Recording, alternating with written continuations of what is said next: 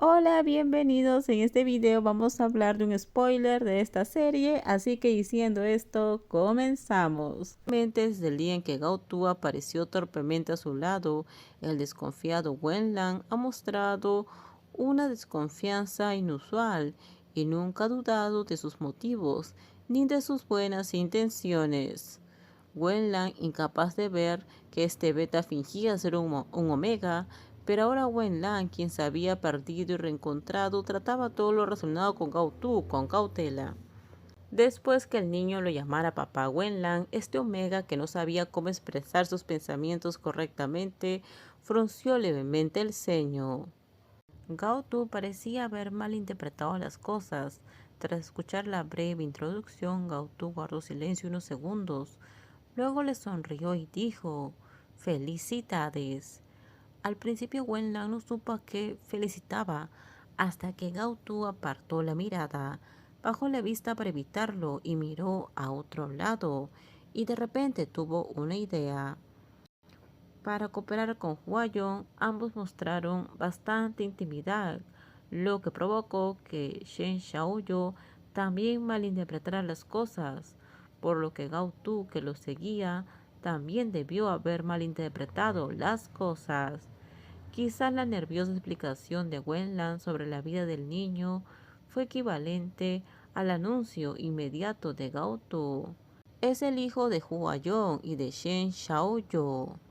Te he estado buscando durante mucho tiempo, habló con suavidad.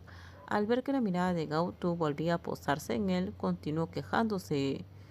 Pero no te pude encontrar. Sus miradas se cruzaron brevemente y luego se apartaron como una descarga eléctrica. Gautu bajó la mirada de nuevo y lo interrumpió, firme pero suave. Señor Shen dijo, ya que todos tenemos una nueva vida, que el pasado sea pasado. Mi padre te chantajeó y él se equivocó, pero en realidad no tuve a ese niño y no te pediré dinero. Con cada frase que decía agachaba la cabeza como avergonzado y casi hundía la cara en el hombro del niño que sostenía en brazos. Un extraño dolor invadió el corazón de Wenlan.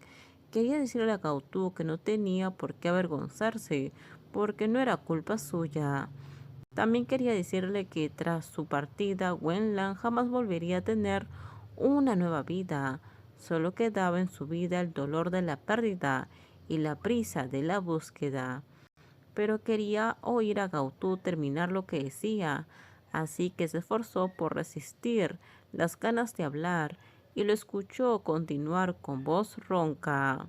Siento mucho haberte mentido antes. Puedes castigarme como quieras.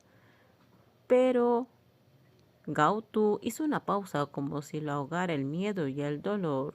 Tras tragar saliva con dificultad, logró terminar la segunda mitad de la frase y le suplicó a Wenlan, por favor, no lastimes a mi hijo. Wenlan supo desde el principio que Gaotu era muy bueno con él. Esa bondad no era un simple halago. Desde la infancia hasta la edad adulta, muchos adularon a Wenlan, pero Gaotu lo trataba de forma diferente, porque aunque Gaotu era bueno con él, nunca lo adulaba ni lo humillaba. Aunque no vivía bien y siempre le gustaba comprar comida y bebidas baratas que Wenlan no comía, le decía con la cara roja que desperdiciar estaba mal. Durante la época en que perdió a Gaotu, Wenlan recordaba a menudo fragmentos de su pasado.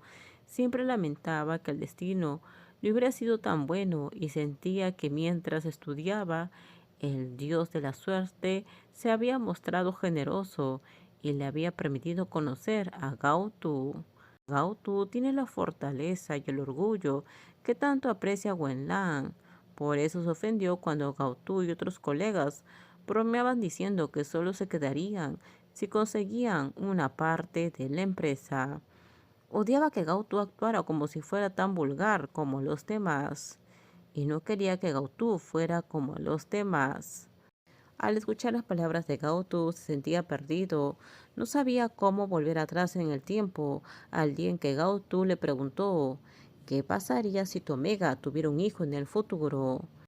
o al día en que el padre de Gaotu le dijo en el restaurante: si quieres que no tenga al niño, dame 10 millones. Cualquier día estaba bien, siempre que Wenlan tenga tiempo de decírselo a Gaotu. Odio a los omegas, pero si ese omega eres tú, me volvería loco por ti. No me gustan los niños, para nada, pero si tú tienes un niño, no soportaría que le hagan daño. Pero era demasiado tarde. Wenlan no tuvo la oportunidad de salvarlo.